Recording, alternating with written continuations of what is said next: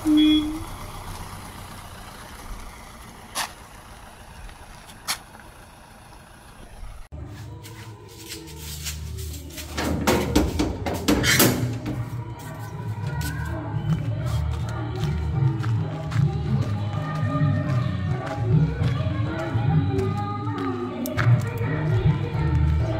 কাটবেন।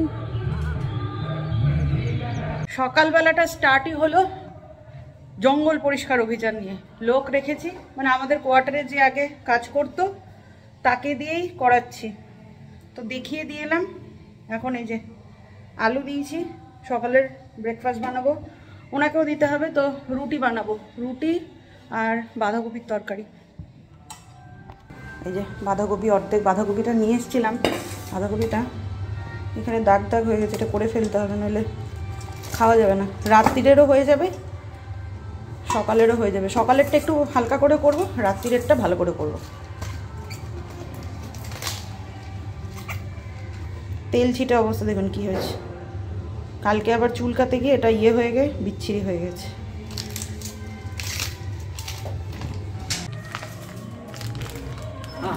আমি দিন এক একটা দিন হয় না যে মানে এমন থাকে যে নিজের জল খাওয়ার টাইমটুকুও পাই না। আগে হ্যাঁ, মিস্টার দাসকে যখন চা দিয়েছি, মানে সকালবেলাতে, ওর তো আজকে দিন ডিউটি, তো ওই সময়তেই যা আমি এক চুমুক মতন চা খেয়েছি। এখন সকাল 9টা বেজে গেছে, এখনও অবধি চা, মানে আরেকবার চা খাইনি। অন্যদিন আমার আরও 2-3বার চা খাওয়া হয়ে যায়। যাই হোক, টিফিন দিয়ে মানে সবাইকে দিয়ে আমি রান্না বসিয়ে দিয়েছি, কারণ আমাকে একটু বেরোতেও হবে, বাজারে যাব, কিছু ছোটোখাটো কাজ আছে।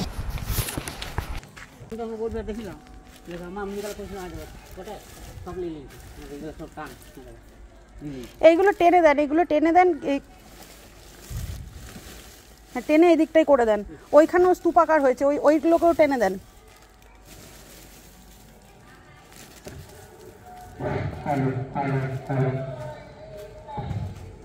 তো বাগান যে পরিষ্কার করছে, উনি বললেন একটু চা খাবেন, তো ভাবলাম এই একটা সুযোগ, এই সময় ওনার চায়ের সাথে আমিও আমার জন্য একটু চা বানালাম।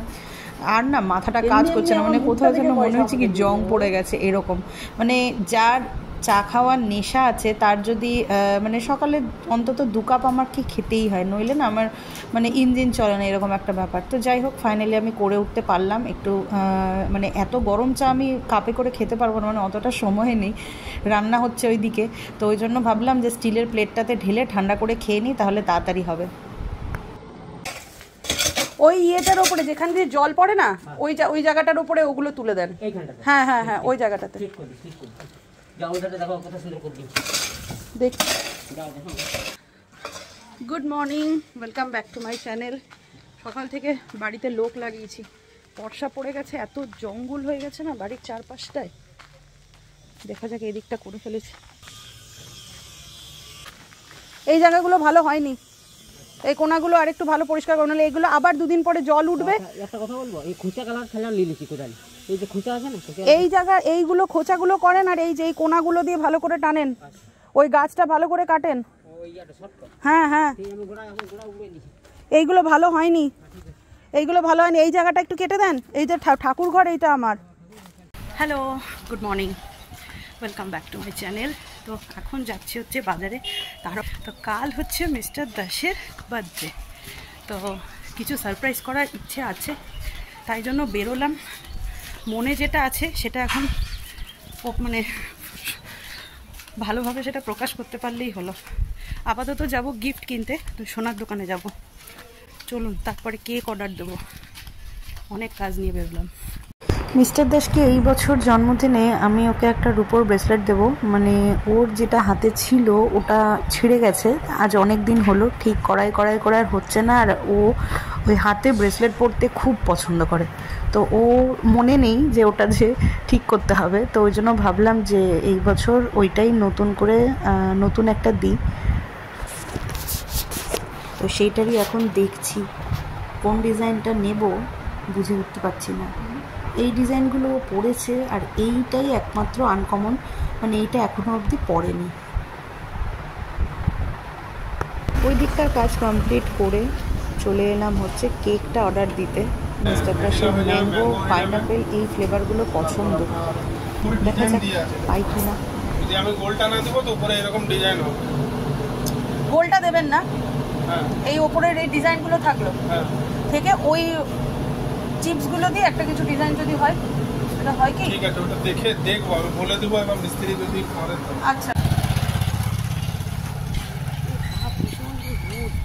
কেক অর্ডার দেওয়া কমপ্লিট হলো, এরপর বাড়ি যাব টোটো ধরে।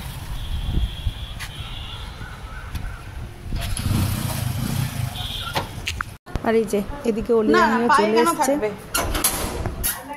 এসে গেছেন। কি হয়েছে এটা আজকে ভেঙে গেছে। কি করে? জামা ভেঙে দিয়েছে। কে ভেঙেছে? জামা বলে একজন আছে। বাহ, তোর এক একদিন বলো তো কি করে? দে ব্যাগ দে। অলি রানী আজকে বিশাল একটা কাণ্ড করে এসছে, চলেন। কে ভেঙেছে এটা? জামা। এবার বল, কি জামালের কাছ থেকে আজকে মার খেয়ে এসছিস? কি হয়েছে?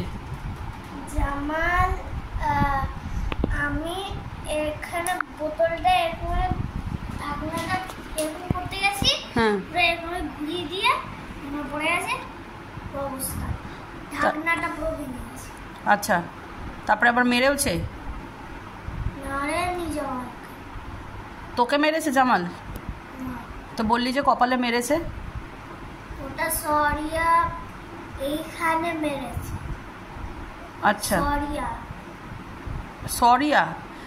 ওয়াইভাব সব। আচ্ছা চল শুয়ে পড়, শুয়ে পড়, শুয়ে পড়।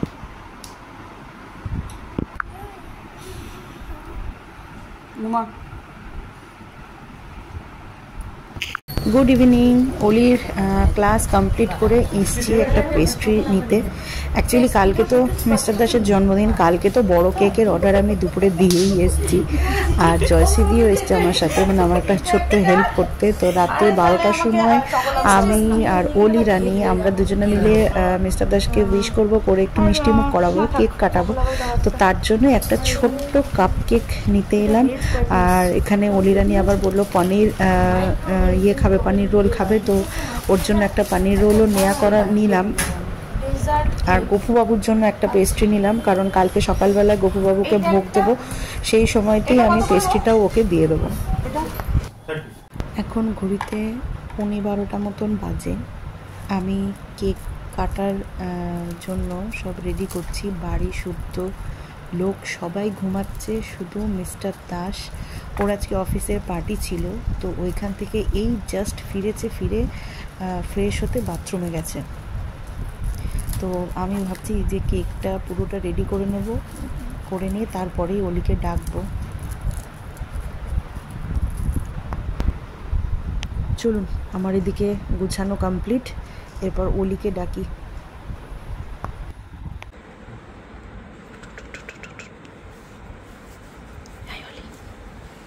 অলি ওর পাপি এসে গেছে, ওর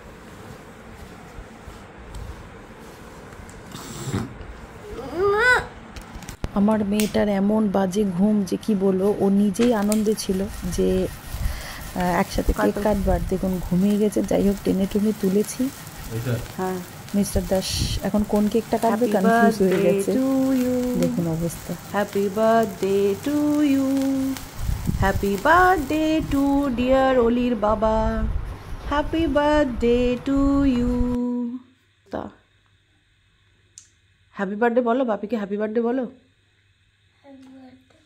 বাড়ির কারোরই আর কোনো এনার্জি নেই, কারণ রাত অনেক হয়েছে, সবাই ঘুমোবে, আর অলি রানী তো পুরো ঢুলছে। আমি ওর গিফটটা এখনই ওকে হাতে পরিয়ে দিলাম। তো চলুন, আজকের ব্লগটা এই অবধি, কালকে জন্মদিনের ব্লগ নিয়ে ফিরবো। তো ততক্ষণের জন্য সবাই সুস্থ থাকবেন, ভালো থাকবেন, সবাইকে ভালো রাখবেন। দেখা হচ্ছে কালকের ব্লগে।